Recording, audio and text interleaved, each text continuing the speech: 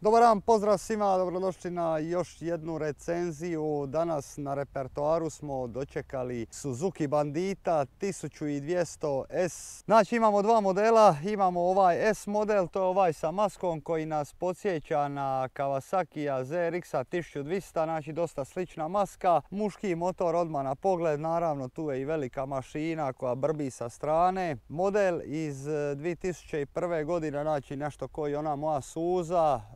Pogone je 4 karburatora Mikunijeva. Znači karburatori su bili sve tamo dok Suzuki nije izbacio 1250 Bandita. To je onaj sa ono malo ružniji svitlo naprijed. Onda su uveli taj Einspritz, međutim sve do tada, do 2006. godine je bija na karburatore. Motor ima 98 konjskih snaga, znači to je nekako klasika za ovako ove muscle bajkove. 92 Nm okretnog momenta, nešto slično.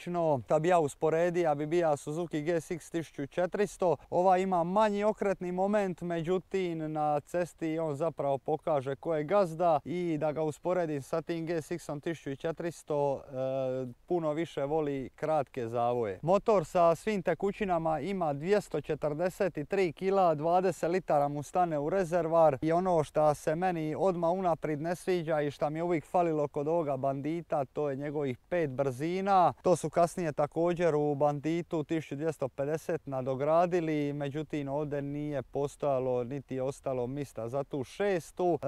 Ne zbog brzine, ne zbog snage, nego više kad se ide na neki veliki put. Šesta brzina obično služi za odmorit motor, pa čak i na R motorima, gdje na primjer svaki R motor od 1000 kubika dođe do 299 upeto i onda se šalta šesta, znači samo za odmorit motor da bi se smanjila potrošnja i da bi u stvari mogli ploviti. Naprijed nazad 2017. dimenzija 120, 180, a za sve ostale karakteristike potražite na najboljem prijatelju Google. Također još jedna dobra zanimljivost što nismo baš često navikli vidjeti na recenzijama, nije vodeno hlađenje. Znači ovo je ona, kako bi se popularno reklo, uljara, znači uljno i zračno hlađenje kombinacija. Ja to volim reći neuništivo, a znate i sami zašto. Pogotovo ako ste išli malo na te moto susrete, znači stvarno zahvalan motor, malo je teži, ali ja bi ostao na tome da je pravi muški veliki motor. Cijene su im tako reći smiješne,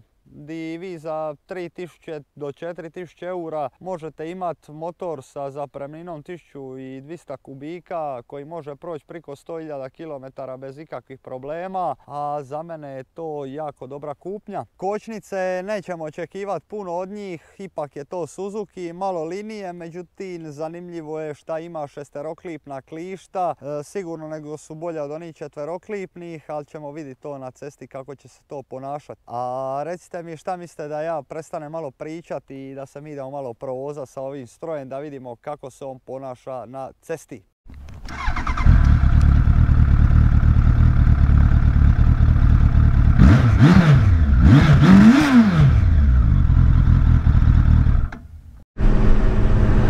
Sviđa mi se što ima dosta mista ovdje oko rezervara i onda kad stanem u ovaj borbeni položaj, vožnja postaje automatski sportska, a hvala Bogu sa dobrim okretnim momentom. To je prelagano. Znači 240 kg čiste mase, znači to smo imali prilike vidjeti i kod onoga Bandita na recenziji od 650, gdje mu je dosta težine pribačeno na prednje kolo i samim time nema nikakvih problema sa stabilnošću na volanu. Najbolji okretni moment mu je negdje na 5-6 tisuća okretaja, do onda je malo lean, samim time je dosta pogodan zato što nema nikakvih iznenađenja, nešto što vas može iznenaditi kod ovoga motora.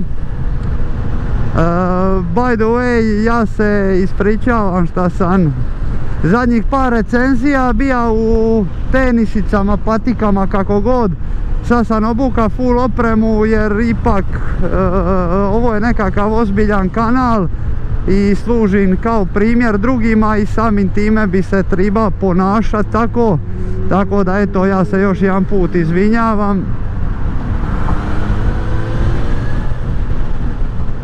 Ali ovo je baš krstarica udobna, gasa ne fali.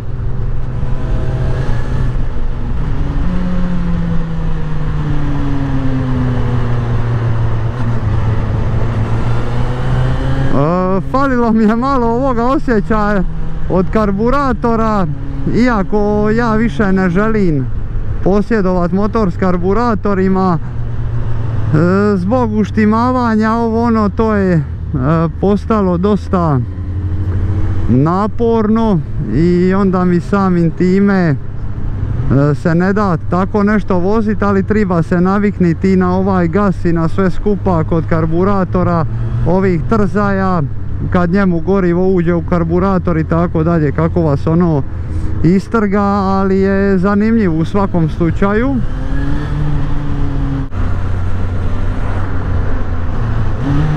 Ne znam koliko ćete uspjeti čut.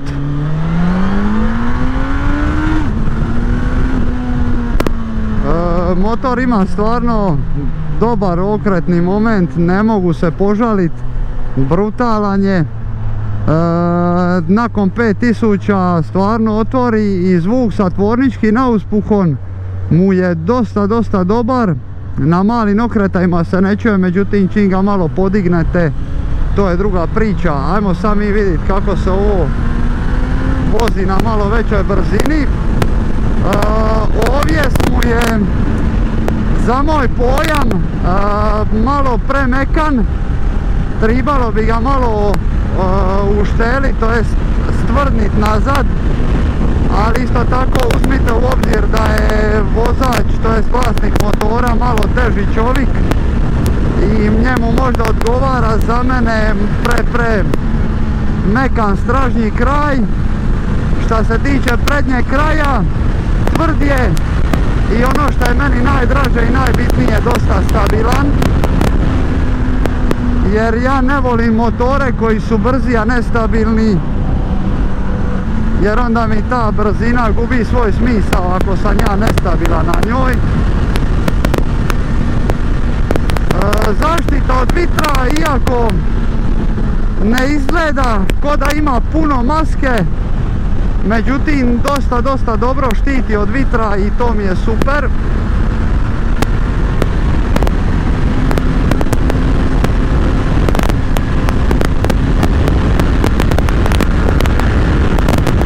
Motor ide brutalno brzo.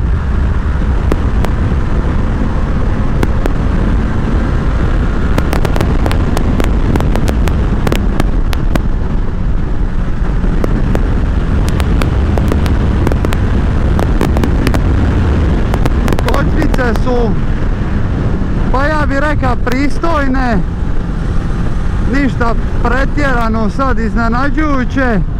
S obzirom na snagu motora ipak su mi malo slabe, očekivao sam više. I sad me zanima ovdje ova kratka čoša, iako sam vozija Bandita baš dosta ovoga. Ma nema šta, precizan, stabilan i sa dobrim okretnim momentom za izaći vanka iz zavoja. Motor, iako po papirima ima dosta kila, težište mu je dosta naprijed i dosta nisko i onda se ta težina zapravo uopće puno ne osjeti dok ne počneš padat.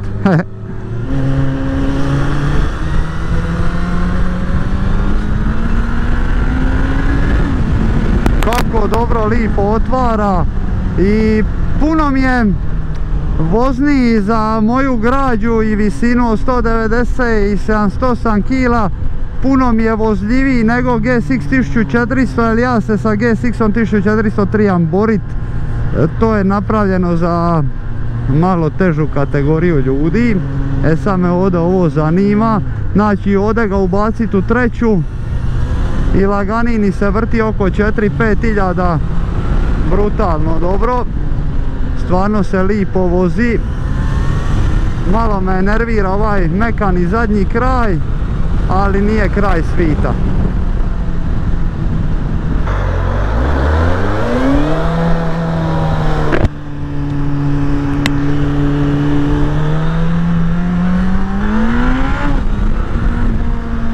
Znači, jel shvaćate vi ko ovo snaga motora?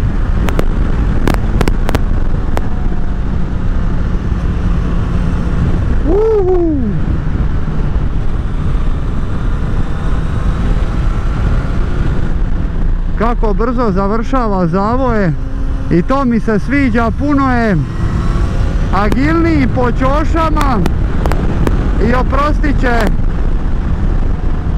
malo više grešaka nego što bi to dopustio GSX 1400.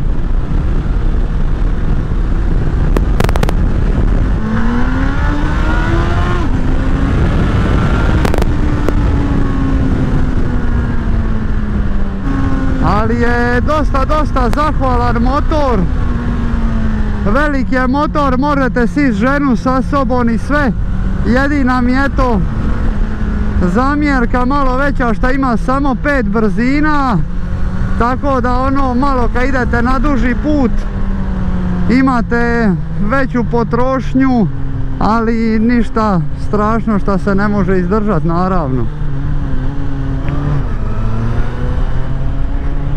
Ima malo ove neke vibracijice do 4000 okretaja, ali ništa strašno, niti da bi mi predstavljalo nekakav problem. Dosta je komodan, udoban i to ono što se meni sviđa.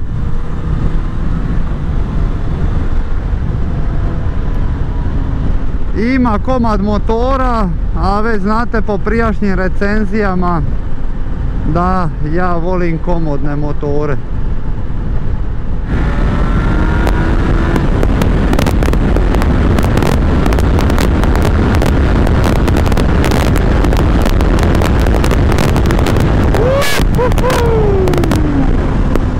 Znači zbog zaštite od vitra i svega skupa stvarno se ne osjeti da idete brzo, a vjerujte mi na riječ da idete jako brzo. Znači ogromna snažna mašina i tu uopće nema pogovora da je to jako i dobro. Šta je najbitnije, ne fali mu snage. Na početku je do 2001. godine do ovoga modela Bandit ima 4-klipna klišta i to se nije baš pokazalo najbolje. Kad je dobio ova 6-klipna bilo je dosta bolje, ali ne i savršeno.